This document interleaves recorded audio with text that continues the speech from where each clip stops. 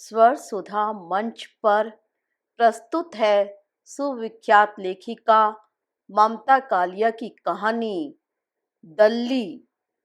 निधि की शादी के बाद मदान दंपति ने कहा, लोग बेटी का ब्याह करने पर गंगा नहाते हैं, हम गंगा मैली नहीं करेंगे।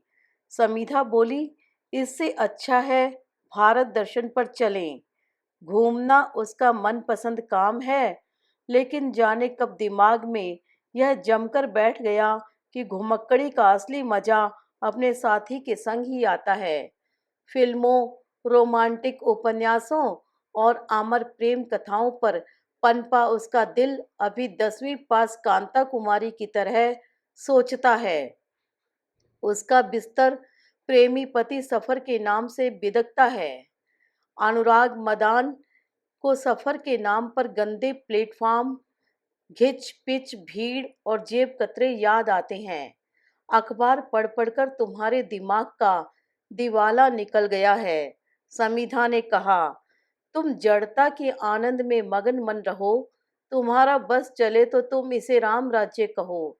अच्छा, यह बताओ, अब तक सफर में कितनी बार तुम्हारी जेब कटी या कब तुमने खड़े खड़े सफर किया?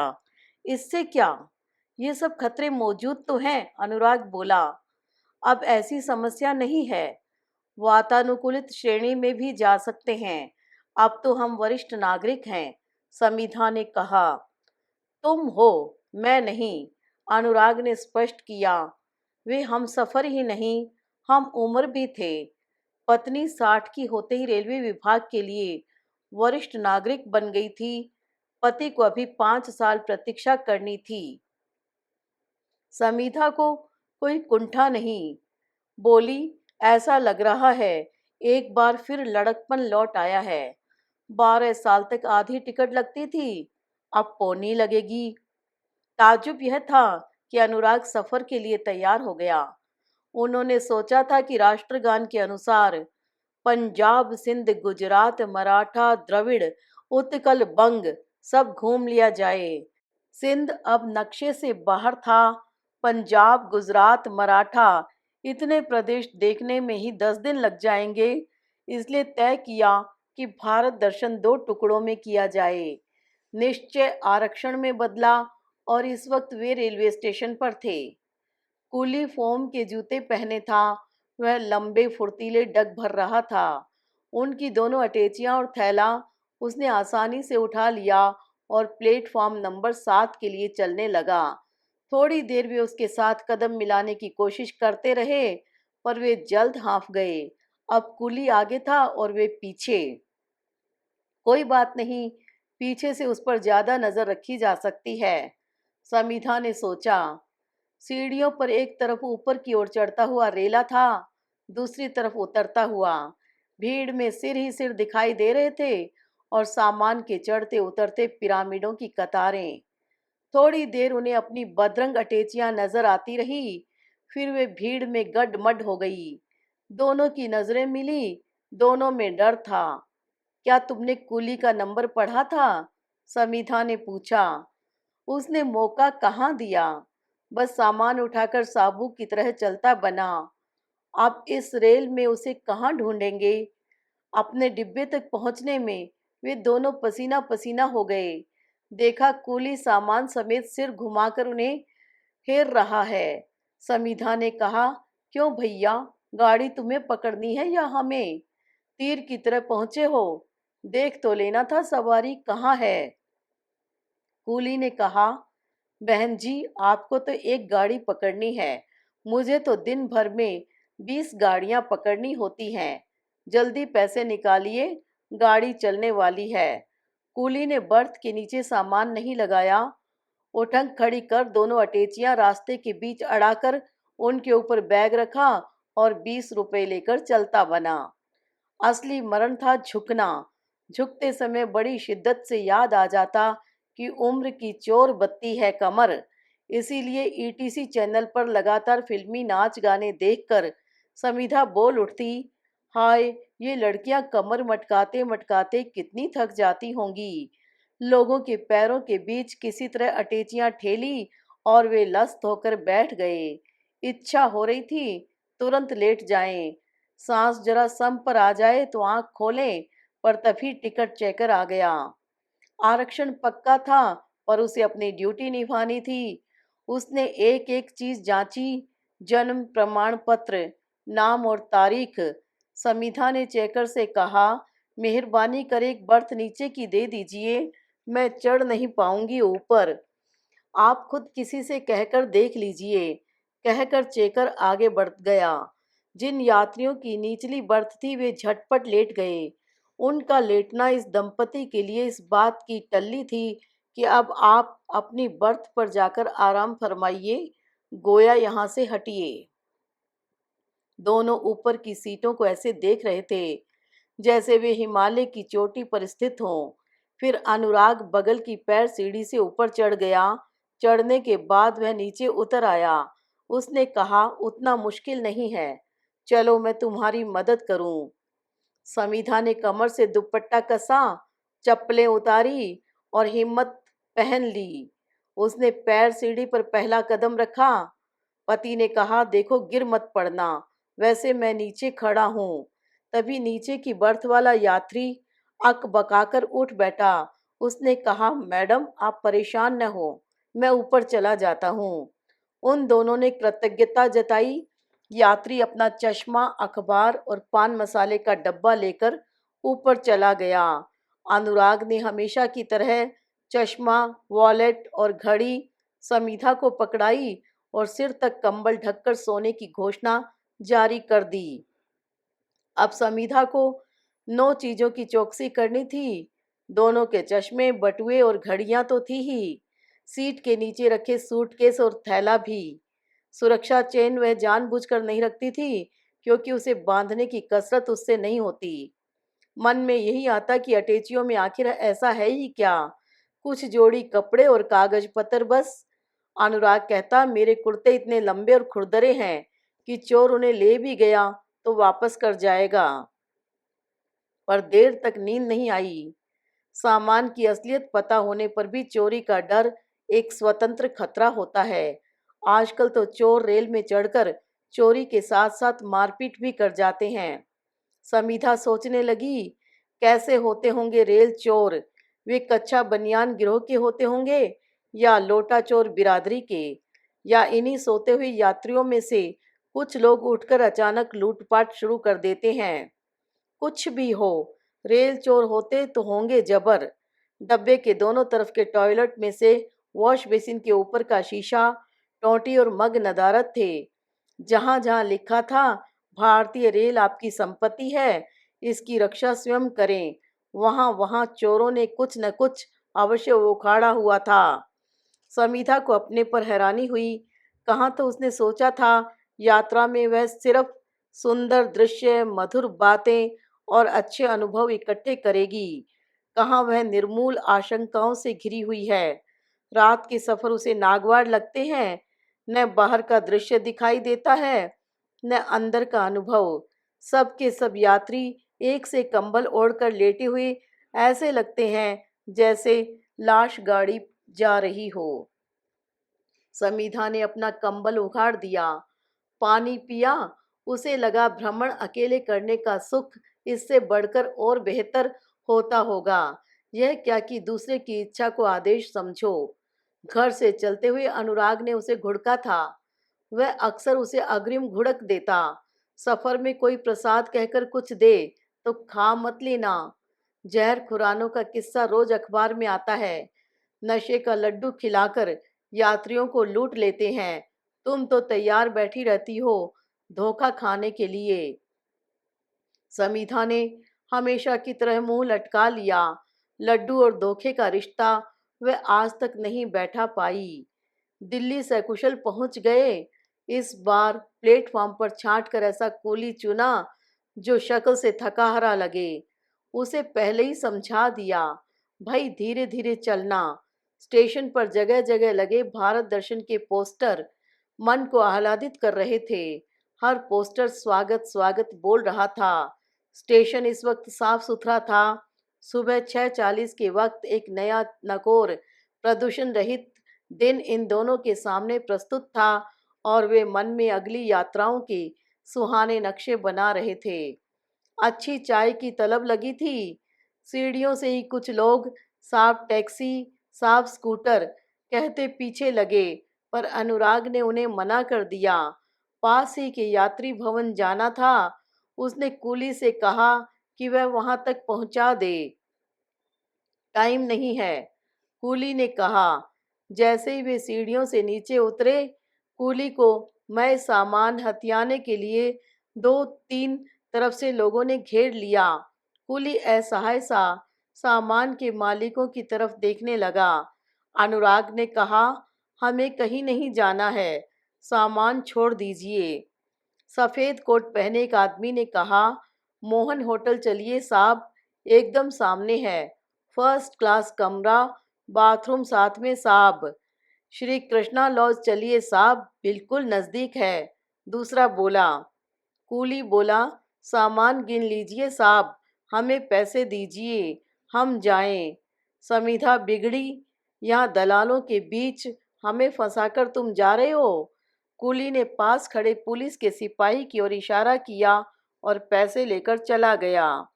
अनुराग ने सिपाही से कहा, देखिए, हमें यहीं पास के यात्री भवन में जाना है। होटलों के एजेंट परेशान कर रहे हैं, हमारे ठहरने की जगह हम तय करेंगे या ये, इन्हें मना कीजिए। सिपाही ने डंडा फटकार कर सबको भगाया। फिर बोला, आप वहां जाना चाहते हैं तो कोई बात नहीं, पर मैं वहां से आ रहा हूँ, वहां सारे कमरे बुक हैं, जगह नहीं है। वरिष्ठ दंपति ने गर्दन उठाकर भव्य इमारत को देखा। इतने कमरों वाले भवन में दो पर्यटकों के लिए क्या एक कमरा भी नहीं होगा? एक मन हुआ सिपाही की बात मान ले, सरकारी आदमी है, सच ही बोल रहा होगा। फिर सोचा, चलकर देख लेने में क्या हर्ज है। रिक्शे में सामान रखवाकर वे यात्री भवन पहुंचे। साफ सुथरा हरा भरा परिसर देखकर ही तबीयत खिल उठी। पोर्च में एक मोटर बाइक खड़ी थी, जिसके इर्द गिर्द दो तीन लोग पेपर कप में चाय पी रहे थे। अंदर काउंटर खाली था। उन दोनों ने थोड़ी देर प्रतीक्षा की। खाकी कपड़ों में एक आदमी लाउंज की तरफ से आया। उसने कहा, यहाँ कोई कमरा नहीं है, किसी जिम्मेदार आदमी से बात करवाओ। अनुराग ने कहा। वह बाहर पोर्च में आ गया। उसने मोटर बाइक के पास चाय पीते लोगों से कुछ कहा। जल्द ही चाय पीने वाली सारी टुकड़ी ने अंदर आकर काउंटर पर अपनी जगह संभाल ली। उनमें से एक ने रजिस्टर में देखते हुए पृष्ठ पलटे और चश्मा खिसकाते हुए कहा, इस वक्त कोई कमरा उपलब्ध नहीं है। यात्री भवन में पसरा सन्नाटा देखकर यकीन नहीं हो रहा था कि इसके सैकड़ों कक्ष इस समय भरे होंगे। न कोई आता दिख रहा था न जाता। क्या एक भी कमरा नहीं होगा? बताया ना आपको। जरा रजिस्टर देखें आपका, अनुराग ने कहा तो पहली बार काउंटर कर्मचारी ने उसे गौर से देखा। अनुराग का खादी का लिबास प्राय लोगों को इस भ्रम में डाल देता कि वह जरूर कोई राजनेता है। दूसरे कर्मचारी ने कहा, आप परेशान न हो सर, बगल में लाल महल होटल है, यहाँ से बड़े और शानदार कमरे हैं, वहाँ किराया भी वाजिब है। मैं रिक्शे वाले को समझा देता हूँ, वहाँ चले जाइए। इन दोनों को गैर सरकारी होटलों से डर लगता था। पत्नी को सारी रहस्य रोमांच वाली फिल्में और कहानियां एक साथ याद आ जाती। उनके लिए आज भी सरकार शब्द में सुरक्षा, विश्वास और सच्चाई निहित थी। फिर लाल महल नाम ही काफी तिलस्मी लग रहा था। समीधा ने कहा, देखिए, 10 घंटे बाद हमें फिर सफर करना है। हमारे पास पिछली अगली यात्राओं के वैध टिकट हैं। कायदे से हमारा हक बनता है यहाँ। अब दूसरा कर्मचारी बोला, वातानुकूलित कमरा खाली नहीं है। कोई बात नहीं, मौसम अच्छा है, सामान्य कमरा भी चलेगा। बड़े बेमन से कर्मचारी ने एक कार्ड उनके सामने पटक दिया। अनुराग ने कार्ड में विवरण भरा। कर्मचारी ने कहा, आपको 2 दिन का किराया देना पड़ेगा। क्यों? वे चौंके। हमारा चेक इन टाइम 10 बजे है, आप पहले आ गए हैं। हम 15-20 मिनट इंतजार कर लेते हैं, पर आपकी गाड़ी का समय 6:40 है सर। अनुराग ने कहा, आप दिखाएं कहाँ लिखा है। काउंटर कर्मी भड़क गया। आप इंस्पेक्शन पर नहीं आए हैं, जो आपको कागज दिखाएं। दुनिया भर के होटलों में आने के वक्त से किराया लिया जाता है, गाड़ी के वक्त से नहीं। काफी बहस और इंतजार के बाद कमरा आवंटित हुआ, शुल्क जमा किया गया और काउंटर कर्मी ने कहा 409। वे सामान के लिए इधर उधर सहायक खोजने लगे। सामान आपको खुद ले जाना पड़ेगा, कर्मचारी ने बताया। किसी तरह वे सामान घसीट कर लिफ्ट तक लाए। चौथी मंजिल पर आकर उन्होंने पाया कि कई गलियारे और मोड़ पार कर अटेंडेंट की हाउसकीपिंग पटल के पास 409 है। आगे पीछे के गलियारों के सभी कक्ष खाली पड़े साए साए कर रहे थे। गलियारों की छत में कबूतर फड़फड़ा रहे थे। फर्श पर हफ्तों पुरानी बीट चिपक कर सूख गई थी। पूरी मंजिल पर इन दो यात्रियों के सिवा कोई आहट नहीं थी। सामान उठाना एक समस्या थी। उन दोनों को लग रहा था यह समस्या सारे भ्रमण के साथ चलेगी। उन्होंने तय किया कि सामान नीचे क्लॉक रूम में जमा कर दें। सिर्फ थैला लेकर समीधा कमरे की तरफ चली। सूटकेस लेकर अनुराग नीचे आया। क्लॉक रूम के सहायक ने सामान घुमा फिराकर अच्छी तरह जांचा और कहा, ये जमा नहीं हो सकते। लेकिन क्यों? इनमें ताले नहीं लगे हैं। इनमें स्वचालित ताले लगे हैं जो सिर्फ नंबर से खुलते हैं। नियम है कि ताला ऊपर से लगाया जाए। सरकारी नियमों में 5 रुपए का ताला 500 रुपए के ताले से ज्यादा विश्वसनीय था। लाचार होकर सामान वहीं छोड़ अनुराग ताला खरीदने बाहर लपका। ताले लग जाने के बाद सामान की पर्ची बनाते हुए क्लॉक रूम कर्मचारी ने पूछा, आपको कितने बजे जाना है? 10 बजे की गाड़ी है, 9 साढ़े 9 निकलेंगे। उसने कलम रोक दी। यह मुश्किल काम है, उस समय यहाँ से सामान नहीं ले सकते। इसका क्या मतलब हुआ? 9:30 मेरी छुट्टी का समय है। आपकी जगह कोई और लेगा, तभी ना आप जाएंगे। वह आदमी पटपड़गंज से आता है, कभी उसे देर भी हो जाती है। मेरी आखिरी बस 9:30 निकलती है। बेहतर होगा आप अपना सामान अपने साथ ही रखें, कमरा आपके पास है। मजबूरन अनुराग को सामान वापस घसीट कर लिफ्ट में लाना पड़ा। एक एक कर सूटकेस सरका कर कमरे तक लाए गए।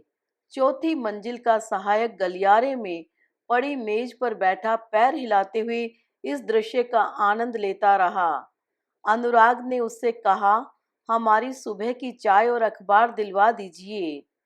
वह तो एकदम सुबह मिलती है, अब चाय नहीं मिलेगी। पर नीचे तो लिखा है। वह एकदम सुबह आने वालों के लिए होता है। इस वक्त 10:30 बजे हैं। समीधा ने कहा, यह कहाँ लिखा है कि 10:30 बजे आने वालों को चाय नहीं मिलेगी? वह सब हम नहीं जानते। जो नियम हमें बताए गए हैं हमने बता दिए। आपकी शिकायत पुस्तिका कहाँ है? दीजिए, मैं उसमें लिखूंगा। यात्रियों के साथ पेश आने का वाहियात ढंग है आप लोगों का। सहायक ने बेफिक्री से कहा, शिकायत पुस्तिका नीचे है, जाइए। अब नीचे जाने की हिम्मत शेष नहीं थी। थोड़ी देर सुस्ता लेने के बाद स्नानादि की सुध आई। टॉयलेट इतना छोटा था कि अगर समीधा जरा भी और प्रफुल्ल होती तो उसमें घुस न पाती। उसकी चटकनी टूटी हुई थी। अनुराग ने कहा, यहाँ और कोई नहीं है, तुम ऐसे ही चली जाओ। पर समीधा हल्की नहीं हो पाई। कोई दूसरा न खड़ा हो फिर भी अपनी एक निजता होती है, जिसे सुरक्षित रखने में चटकने की बड़ी भूमिका होती है। यही हाल गुस्लखाने का था। बाल्टी और मग थे, साबुन नदारद था। न चाहते हुए भी सहायक से कहना पड़ा। उसने बताया, अभी स्टॉक में साबुन नहीं है। इससे तो लाल महल ही चले जाते। समीधा ने झुंझलाकर कहा। नहाना स्थगित कर वह फिर लेट गई। अनुराग तो पहले ही सो गया था। उसकी भी आंख लग गई। नींद 3 बजे खुली। जोर की भूख लग रही थी। डाइनिंग हॉल का रुख किया। पूरा हॉल खाली पड़ा था। खाने का कहीं कोई चिन्ह नहीं था। बाहर व्यंजन तालिका अपनी घोषणाओं से न्योत रही थी। अंदर सन्नाटा था। पता चला भोजन का समय 2:30 बजे समाप्त हो जाता है। इस वक्त भी चाय का कोई इंतजाम नहीं था। फिलहाल बाहर का रुख करने लायक धजा नहीं थी। भूख प्यास दबाकर वे लाउंज में बैठकर टीवी में मन लगाने का प्रयत्न करने लगे। टीवी के पर्दे पर तस्वीर की जगह सिर्फ धुंधली छायाएं आ रही थी। आवाज एकदम गायब थी। वहां पोंछा लगाने वाले फर्राश से पूछा, इसका रिमोट कंट्रोल कहाँ है? नहीं है, कोई लेकर चला गया। यह ऐसे ही चलता है? हाँ, उकता कर उन्होंने सोचा, शुद्ध पानी की एक बोतल लेकर पी जाए। डाइनिंग हॉल के सहायक ने कहा, मैडम 10-15 मिनट बाद आइए, अभी बोतलें फ्रिज में लगाई हैं, ठंडी होने पर मिलेंगी। काउंटर से कूपन लाए? नहीं, पानी कूपन पर नहीं है। सत्कार की सभी संभावनाएं वे टटोल चुके थे। चुपचाप ऊपर आकर तैयार हुए और खाने की खोज में बाहर निकले। स्टेशन परिसर में प्रीपेड टैक्सी लेने की सहूलियत थी। उस छोटे से कक्ष के ऊपर लिखा था, निर्धारित दर से अधिक किराया लेना अपराध है। यात्री यहाँ संपर्क करें। कक्ष के बाहर पर्यटकों यात्रियों की कतार थी। उनमें युवा विदेशी यात्री तो थे ही, खालिस देशी यात्री भी कम नहीं थे। बुकिंग विंडो में पर्ची काटने वाले की सीट खाली पड़ी थी। उसका पेन मेज पर खुला रखा था। कुर्सी पर कोट लटका हुआ था। किसी ने कहा, चाय पीने गया होगा, अभी आ जाएगा। एक यात्री ने कहा, 20 मिनट से मैं देख रहा हूँ, कोई नहीं आया इधर। चाय पीने पान खाने में 20 मिनट तो लगते ही हैं, किसी और ने राय दी। नियम प्रेमी यात्रियों की कतार लंबी होती जा रही थी। अब वहां टैक्सी चालक, स्कूटर ड्राइवर मंडराने लगे थे। वे धीरे से मुसाफिर के पास आकर पूछते, उसे कहाँ जाना है? फिर वे एक मुश्त किराए का अंदाज बताते। थकान से लस्त कई यात्री कतार छोड़ उनके साथ हो लेते। उन्हें वाहन में बैठाकर ड्राइवर तुरंत दूसरी सवारी की खोज में लग जाता। इस तरह वह एक खेप में कई खेप का किराया कमा रहा था। पीछे से एक सरदार ने कहा, ये दिल्ली तो एकदम दल्ली बन गई है बादशाहों। सब हंस दिए। सबको पता था यहाँ गुस्से और शिकायत का कोई अर्थ नहीं है। यह भी पता था कि पूर्व निर्धारित किराए की पर्ची काटने वाला जल्द आएगा ही नहीं। हो सकता है वह यहीं कहीं खड़ा जग का मुजरा देख रहा हो। भारत दर्शन का शुभारंभ बड़ा संदिग्ध हो रहा था। फिर भी वे हौसला नहीं हारे। हो सकता है आगे जाकर स्थितियां अच्छी हो जाएं। फिर दिल्ली उनके नक्शे में सिर्फ पड़ाव था, मुकाम नहीं। इससे पहले भी वे कई बार दिल्ली आए थे। हर बार उन्हें यही लगा कि यह अंधेर करने वालों का अभयारण्य है। 10 बजे की गाड़ी के लिए वे 9:30 बजे बाहर आ गए। कहीं कोई वाहन नजर नहीं आ रहा था। तभी किसी विदेशी सैलानी को लेकर आई एक टैक्सी रुकी। टैक्सी वाले ने उससे 350 रुपए की मांग की। सैलानी अपनी गिटपिट जुबान में उससे मीटर कार्ड की मांग कर रहा था। पता चला वह गलती से पहाड़गंज वाली तरफ उतर गया था। वहां से टैक्सी लेकर वह इस तरफ आया कि यात्री भवन में ठहर सके। इतनी सी दूरी के 350 कैसे हो गए?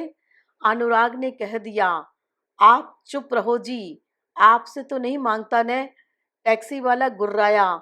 सही जगह पर पहुंचा दिया, यह क्या कम है? कुछ देर झिक-झिक के बाद सैलानी ने 100-100 के 2 नोट उसे दिए। मदान दंपति टैक्सी ड्राइवर से कहना चाहते थे कि वह उन्हें सामने स्टेशन तक पहुंचा दे, पर वह तो किराया मिलते ही हवा हो गया। वे देर तक इधर-उधर बदहवास से वाहन तलाश करते रहे। उनके ठीक पीछे बड़े से लाल कपड़े पर सुनहरे अक्षरों में छपा बैनर लहरा रहा था, 1 अक्टूबर अंतर्राष्ट्रीय बुजुर्ग दिवस।